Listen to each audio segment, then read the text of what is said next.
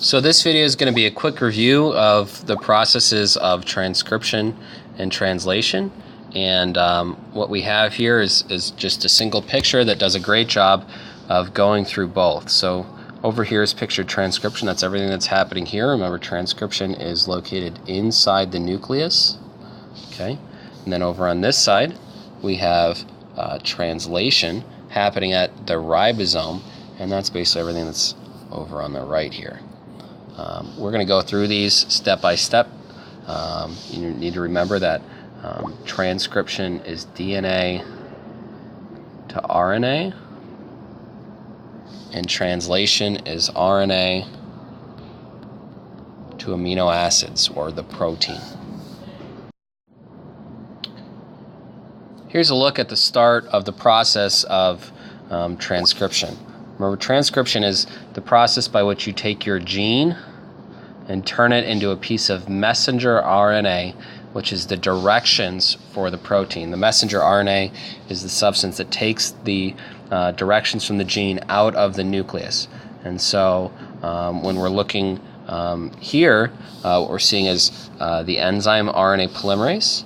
This enzyme basically temporarily splits the DNA from a double-stranded molecule into two single strands, and then it attaches the complementary RNA bases to the DNA strand. Now that's only a temporary attachment. As the RNA polymerase moves down the DNA molecule, the nucleotides free up, they come off the back end here, and the DNA reattaches. Okay, so this is the process of making your messenger RNA. This is happening inside the nucleus.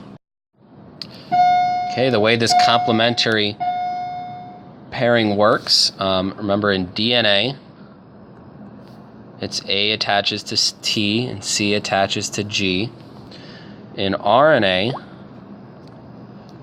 we have A bonding to a U and C bonding to a G. We're going through transcription, which is what we're doing up here, transcription.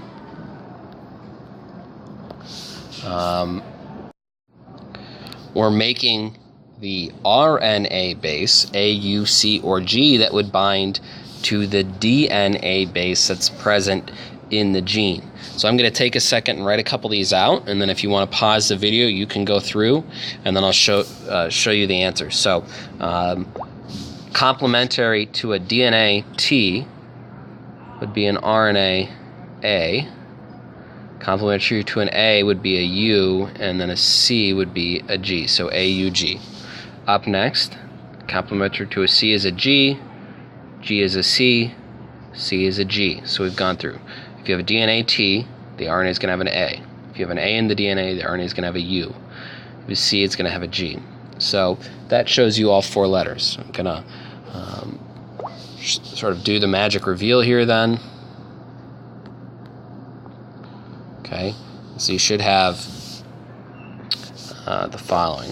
TAC bonds to AUG, GCG bonds to CGC bonds to GCG, so on and so forth. And so you can check.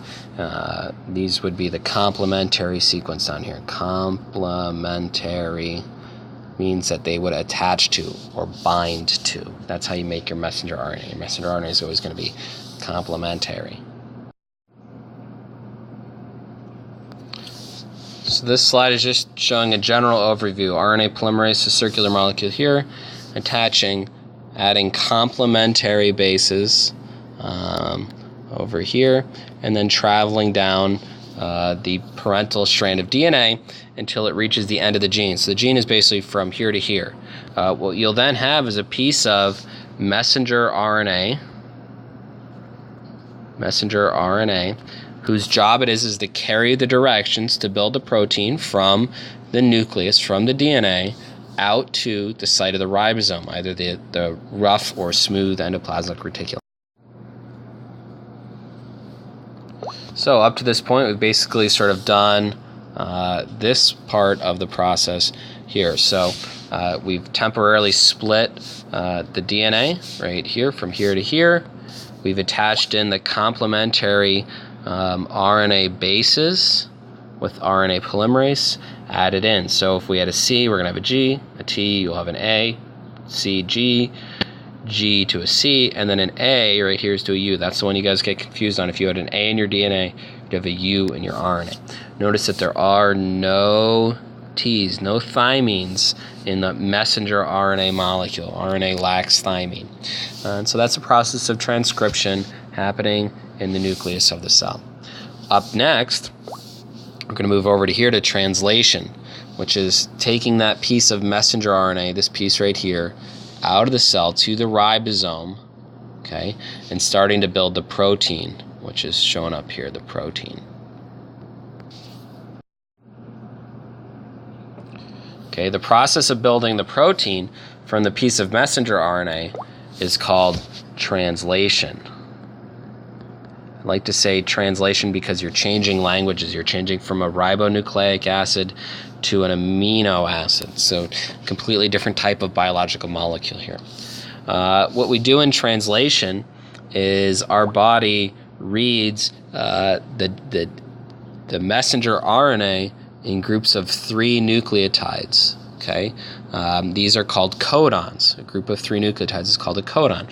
And what we do is we have 64 possible codons. We have 20 unique amino acids. And so each codon basically carries the directions to add a different amino acid. So your ribosome reads a codon and then it knows what amino acid to add. So each of these codons specifies a certain amino acid. The way that we figure that out is by looking at what we call, our chart. Translation is going from RNA to protein and is happening at the ribosome. So the ribosome can be one of 2 places. It's either in the cytoplasm or it's in the rough ER. And it's the general process of taking these codons, these groups of 3 RNA nucleotides, and identifying the proper amino acid to add, which is the job of our next type of RNA, our transfer RNA, and our ribosome, our ribosomal RNA. So what we as humans have done is we've created a chart that we call the amino acid chart, and this just organizes the codon to amino acid identification that's used in by all living things. And so this is the same chart that's used by all life on Earth, and what it does is it highlights a particular codon, so AUU, and then indicates the amino acid that codon codes for. If you took the time to count, you notice there are 64 codons and 20 amino acids. So we have some overlap. So something like leucine has 6 different codons that all code for adding the same amino acid. So your next step then, in order to complete translation, is to look at the codon, find that codon in the chart, and then add that in. And so if we look for AUG, the thing you come to first base, second base, and then the third base in the codon, first base A, second base U, so we're going to be in this row, that column, and AUG is right here, and it's met or start, so you'd write in met, okay? The next base, I'll do in a different color. The next base is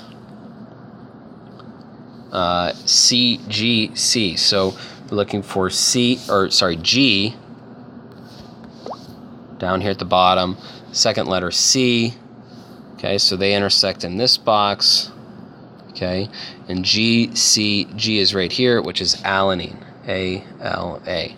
And you just continue this process on, so we'll do a third one, AGG. A is going to be here, second letter G, so we're going to be looking in this box over here, and AGG codes for ARG, okay?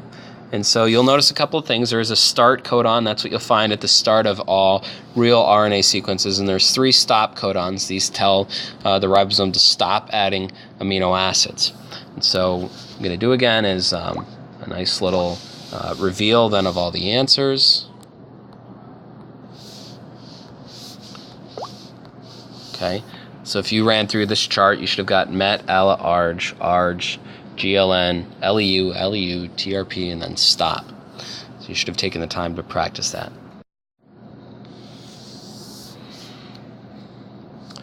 So what that looks like at the level of the ribosome is pictured right here. And so basically what happens is your tRNAs, which are these guys right here, they have an anticodon which matches up to the codon on your RNA. If we zoom in here, okay, so this is your mRNA, this pink thing. These are your tRNAs, these green guys, and each tRNA is carrying one of these. This is your amino acid. And so your tRNAs come in, they lock into the ribosome, the amino acids link up, and they start to form this chain. And this chain is what will eventually become the protein. And so this is the last step, okay, in the central paradigm of biology, which is the transcription translation process. So up here we have transcription, and then down here we have translation. Two-step process to turn the genetic material coded for in your genes, so you're going from your genes to your proteins, the things that make up you, your chemical reactions and all that stuff.